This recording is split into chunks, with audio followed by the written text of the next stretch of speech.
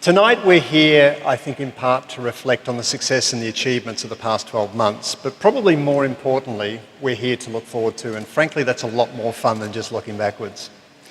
We're really fortunate to be able to meet here tonight at I think is one of the airport's best, newest developments, and again for which I really extend a heartfelt thanks to Paul Little, to Murray Rance, and really the whole team here at the Melbourne Jet Base. I mean, it's just an amazing facility. To have it open to us tonight is just a wonderful treat. Now, you're going to be hearing from Paul a little bit later, so I'm not going to steal his thunder. But I did want to reflect on something that Paul said when he opened this facility, actually in this very hangar, only a couple of weeks ago. And at that event, Paul spoke about this being the realisation of a dream that had been 15 years in the making. Wow. From that first hint of an idea that he had about the need for this sort of facility to walking in the doors of this incredibly wonderful finished product. And for a lot of you who haven't seen what lies behind these walls, it is truly brilliant. And the thing that stood out for me in what Paul said that day was that the idea that game-changing developments like this one, and it truly is, just don't happen unless you have the vision to see a very different way forward, and then the commitment and the ability to hang in there and see that vision delivered. And in many ways, I think, that journey of Paul's over that 15-year period to create this incredible facility pretty much parallels actually what it's taken from Melbourne, or the history of Melbourne Airport really as a whole. Now, we're really fortunate to be beneficiaries of the long-term vision that the planners for Melbourne had way back when I was not even born, I'll say, for this wonderful airport. And it really speaks volumes in that their foresight to create a 24/7 airport where, you know, to be honest, we didn't need to create another terminal for the first 45 years of operation. It was built so well and with such great vision. And even when we did build that new terminal, it was amazing we were able to still keep all those terminals connected, and that real efficiency that we have in Melbourne. So it's an amazing legacy, and it's one which really drives us today as custodians of this, you know, kind of state asset when you think about it. And to make sure we're always keeping a visionary eye out and be very clear where we're heading, and that's, I think, the big pressure on us. Also making sure that we've got the persistence to see these things through to reality.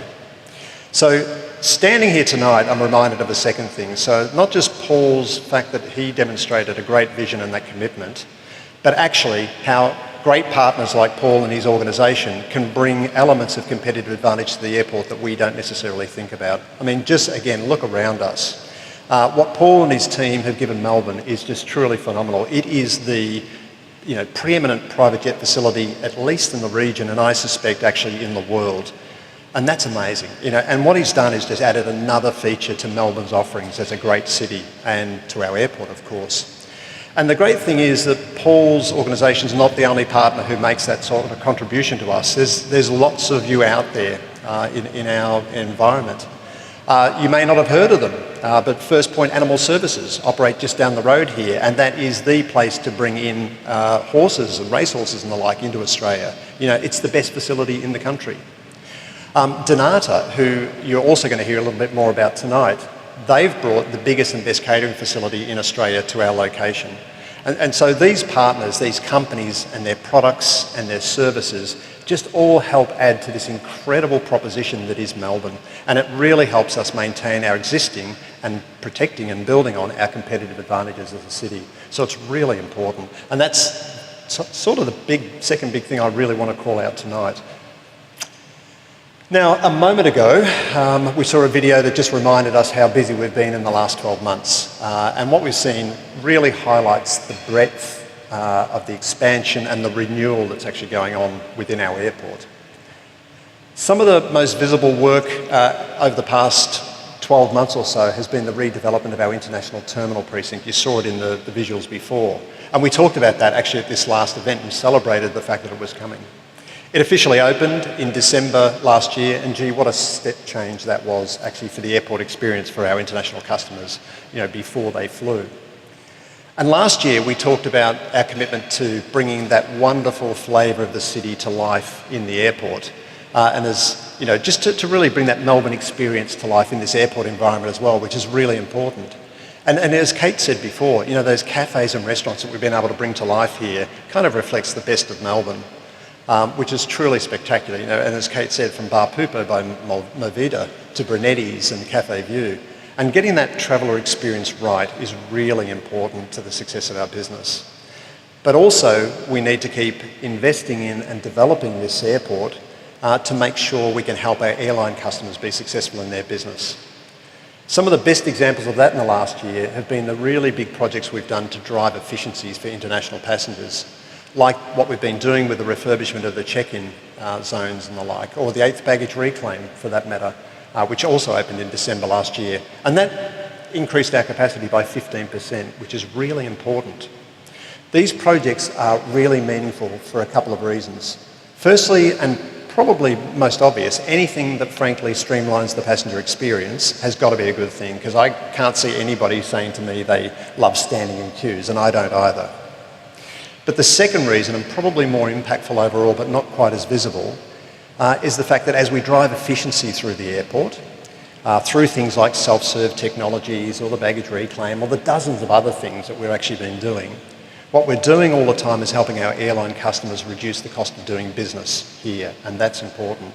And the great news in that for all of us as travellers through the airport is that the more efficient airport operations actually are, the greater number of airlines we attract, all combine to actually help keep airfares really low, and we all benefit from that, and the state benefits. So you get a better passenger experience and you get much greater access to cheaper flights and a wider choice of destinations. And there's a real positive kind of circle in all of that. So investing in Melbourne to make sure our infrastructure keeps pace really has to keep pace with our growing passenger numbers, and it's been a big challenge. In the last financial year, we hit new records of passengers, as you saw on the screen before. Nearly 37 million passengers flying in and out of Melbourne for the year, which is phenomenal. And that's a 4% increase on the prior year. And the real hidden story behind that number was the growth in the international traffic. In the last year, we hit and surpassed, for the first time in our history, 10 million international passengers for 1 year, which is amazing. That's a year-on-year growth rate of more than 9%. And what's more impressive is that you have to go right back to 2009 to find a period where our international traffic actually went backwards compared to the prior year. So this has been a really long-run trend. And for over the last 115 consecutive months, we've seen our international passenger numbers grow year on year.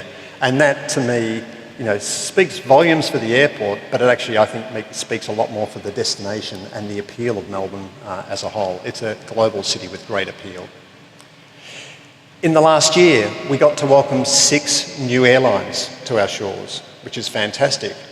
And we opened up 6 new destinations with direct international service. And in fact, in all, our airlines added $1.2 million new seats to the marketplace, another record for Melbourne. I mean, that is just fantastic success.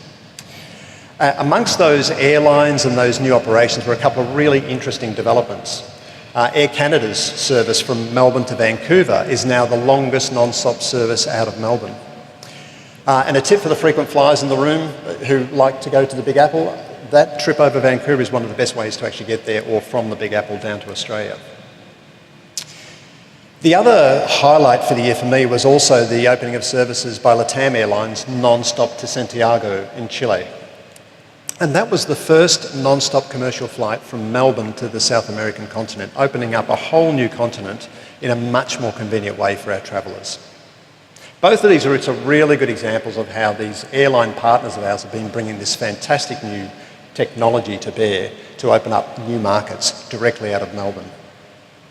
It's also worth noting that that growth in passenger movements has also had a positive flow-on effect to air freight as well. Most air freight, more than 80% of it here out of Melbourne, actually flies in the belly of a passenger aircraft. So you don't necessarily need to see freighters. And in the year to June 30, we saw our export capacity increase by more than 12%. And you have to stand back and think about this, because around a third of our economic contribution to the state actually comes from our contribution or our role in the freight supply chain. So it's really important. And whether that's job on the airport estate or indirect jobs out in the community, it just creates wealth well beyond our specific operations. So it's no doubt that having more aircraft flying to more markets more often is just a great avenue for all of our local exporters too, to be able to distribute their product to international customers. And the fact that we do have this wonderful curfew-free international airport means that we can have direct daily services, either overnight or same day, to Europe, Asia, Middle East, North America. It's fantastic. Now, that's the kind of obvious things that you can see, but there's some other work that we do that probably doesn't lend itself to a highlight reel package, as we showed you before, but they're important nonetheless. And a really good example of that was the work our team has done recently around the issue of Pfs contamination at both of our airports, actually Melbourne Airport and our sister airport down in Launceston. Now, wrong forum for me to try and explain what PFAS is in a very technical way. Just suffice to say that it's been a problem caused by the use of some chemicals that don't break down well in the environment, right? And they accumulate in the ecosystem. And this substance, this PFAS substance, is found in a lot of household products, so it's all around the place. It's a booming challenge, I think, for us. Now, we didn't cause the problem at the airport. It resulted here from the historic use of firefighting foams. This substance makes those foams work much better. The build-up of the chemicals, though, is causing some real headaches, not just for airports, but for industrial and defence sites around the globe. But we have, the fact that we didn't cause the pollution doesn't mean we don't have an important role to play in working with the polluters and the regulators to really manage and address this contamination. And I'm really proud, actually, of the progressive stance our board has actually taken in supporting our team working on this important issue. We've been encouraged by our board to be open, to act in good faith with real commitment to helping local communities understand the challenge.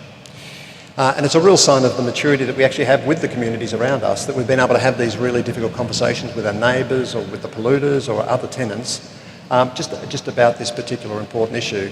And I think our neighbours now can take real comfort from the fact that the growing body of evidence about that issue is really good, particularly here in Victoria, where the EPA and Melbourne Water have now both recently undertaken testing on the perimeter and said it's okay, all clear to use the water for irrigation. That said, on that topic, we're not going to be complacent. We'll stay very much focused and working closely with the regulators to manage this issue really closely. Now, of course, the airport is made up of a lot of people, and in fact there's some 20-odd thousand people here who work at the airport. It's a really strong community, and everybody in that 20,000 has a big role and a big impact on the traveller's experience. And we've been on a journey as a company to find a much better way to recognise everybody's contribution a bit better each time over the last 2 years. And what we've done is really expanded what was our customer service, our internal customer service awards program, to be a real service excellence program across the entire community, not just our employees, but everybody. It's kind of our version of the Oscars at the airport, and it's a really big night, and it's really important for those who attend. And this year we had more than 300 nominations for awards, which is just a fantastic result in itself, because it means people are engaging with that need to be better. But more exciting for me was actually the calibre of the nominees who were shortlisted for the awards, including the ultimate winner of both the Safety Award and the overall Chairman's Award for Excellence, a wonderful guy by the name of Atul Sharma from Menzies Aviation. It's really great to see so many of the companies and organisations and individuals around this facility actually getting involved in the program, because together as a community, we really shape the experience that everybody feels as they travel through our airport. Later this evening, you're going to hear from one of those organisations that does have a big impact on the traveller experience. It's a company called Donata. Now, not a lot of people outside of the aviation world know who Donata is often, but they are absolutely a global powerhouse in the airport operations sort of space. And their role goes well beyond ground handling services that they're commonly associated with. And in fact, here at Melbourne Airport, we're really privileged to have a great relationship with them, which extends from those ground handling services right through to the launch of Melbourne Airport's first pay-as-you-go lounge for international customers to use, right through to Donata Catering that I talked about earlier, who opened a purpose-built 11,000 square metre facility here on the airport. They're already Australia's largest aviation company, providing in-flight meals to more than 30 airlines, and their investment in Melbourne is the biggest and best in Australia, and I would suspect in the region, if not the world. Now, I've covered a lot of material so far, but let me try to bring this together for you to just give you a real sense of how the business has performed over the last year, and then we'll get to the fun stuff of looking forward. This really productive year culminated in a great financial performance for the APAC business as a whole. The combined performance of our two airports actually underpinned annual revenue growth of more than 6%. This resulted in us returning total revenue of over $1 billion for the first time in our history. And a profit after tax of just under $315 million, up 5.8% on the prior financial year. That strong performance resulted in dividends of $245 million to our shareholders, and don't forget those dividends actually go to investors who are responsible for managing superannuation and pension funds of millions of Australians, and probably most of us actually in this room. So our dividends make an important contribution to Australia's entire retirement savings. Our capital program in the year delivered more than $280 million worth of projects for the period, and we certainly did our bit for the national coffers as well, with a tax contribution to the federal government of over $123 million for the year. Cost management continued to be a big focus for us as an organisation, particularly in the areas of interest, which is a big cost burden for us, and better management of our supply chain.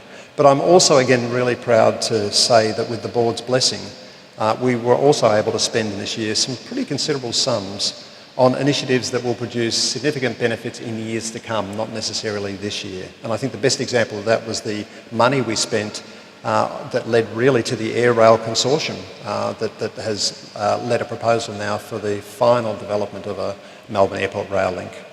I think it's a really good tie back to that example of a long-term vision and then actually having the courage to step up to the plate and do something about it. Now those numbers tell a great story, even with a fairly constrained domestic market that's actually happening and we've seen for the last couple of years. But the biggest story, I think, is much bigger than that. You know, those numbers tell you the story of a successful business, but I think they actually miss the point of the airport's role in the broader community, the economic contribution we make to the wider state. Every element that exists at an airport actually creates economic opportunities for somebody, and that flows right out from the many businesses who, of all shapes and sizes, and of course their employees who work here, right through the whole community. You know, it's true to say airports are just a value multiplier. If the airport's working well, the state tends to work well. And we deliver huge benefits to the broader community, and to be honest, I think that makes us as much proud as our own performance. To give you a sense of the scale of that benefit, each time we add a new international daily service to our city, it brings something over $100 million of economic benefit to the destination city or the state. That's enormous. And to think of it, today we've got the equivalent of 67 daily international services, so that multiplier is huge. Not to mention all the other services that we have that contribute to more than 230,000 aircraft movements through our airport every single year.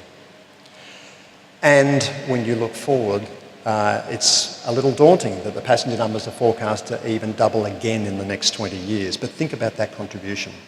I think that's a really good segue to talking about the forward view. And as I've said many times, we're really fortunate here in Melbourne to have this wonderful asset with all the room we need to grow and operate and protect it for round-the-clock operations. And it does give our city an enormous competitive advantage in what is really an increasingly competitive global market that we're competing in. But keeping that and growing that advantage takes a lot of work from a lot of people, all pulling together to make our airport something Melbourne could be truly proud of. And we certainly can't do it on our own. And we do deeply value the role that all of our stakeholders play in the shared success of Melbourne Airport. And tonight, again, I think that's just epitomised by our venue. So again, thank you, Paul, for opening up this great venue to us, and I think for most of us giving us a glimpse into a completely other world, which is brilliant. But from visionary partners like Paul, to big businesses like our airlines, right down to the small businesses like the individual chauffeur drivers in the forecourt, everybody at the airport plays a really important role, and we don't forget that. And that extends to our partners in the arts, you know, such as the Melbourne Symphony Orchestra that you heard here tonight, or the National Gallery of Victoria, Or those powerhouses in the sporting world like the AFL and Tennis Australia, and of course the best Grand Prix on the circuit, the Melbourne Grand Prix Corporation. All great partners, all helping, and all of this just makes Melbourne such a great attractive destination for millions of international travellers. Now, I can't overlook the incredibly important strategic role also played by Visit Victoria and the many other contributors to this great airport, be it community partners that we work with, or even individuals like our wonderful MC here tonight. And Kate, thank you for taking time out to be part of this show with us. But I said right at the beginning, I want to share a bit of a glimpse into the future, and that's the fun bit, the kind of the where next. And in just a few seconds, I'm going to do that. And we have a short video again just to take you through what's coming at us, just some of our fewer, bigger and more imminent initiatives. But initiatives that are really going to help drive and deliver a better domestic terminal experience for customers. Initiatives to tackle the ever-growing problem of congestion on our roads, to meet the forecast passenger demand and growth that we have to accommodate, to address the rising cost of energy, and to deliver the next enhancement of that international experience. Yes, we're going to go again and make it even better. But before we play that video, I'm just going to finish this evening a little unusually by acknowledging a really important individual who still has a little bit of runway to go with us yet before he takes off, but I suspect is probably attending his last Stakeholder event tonight as part of the APAC team. So I just couldn't let this opportunity go past without acknowledging his contribution. Later this year, our CFO, David Hall, is going to end his journey with us. And having been with us for the last couple of years, David has done just a remarkable job renewing our financial processes and systems and at a personal level playing a hugely supportive role to me. I can see you there, David. To have somebody like David Hall at your wingtip has been enormously comforting for me as a CEO. And David, I know the whole APAC team will really miss your wit, your intellect and the humility in which you operate with. So on a personal note, mate, thank you. I hope that you're going to feel part of this community. Thank you. David, I hope you're going to feel part of this family for many years to come. And I want to end on this note because it's an invitation I actually want to extend to everybody in this room. Because while it might be our asset to manage, at the end of the day, this really is your Melbourne airport in the widest sort of context. So thank you all for joining us this evening. I really do hope you enjoy the rest of the night. Thanks for being here.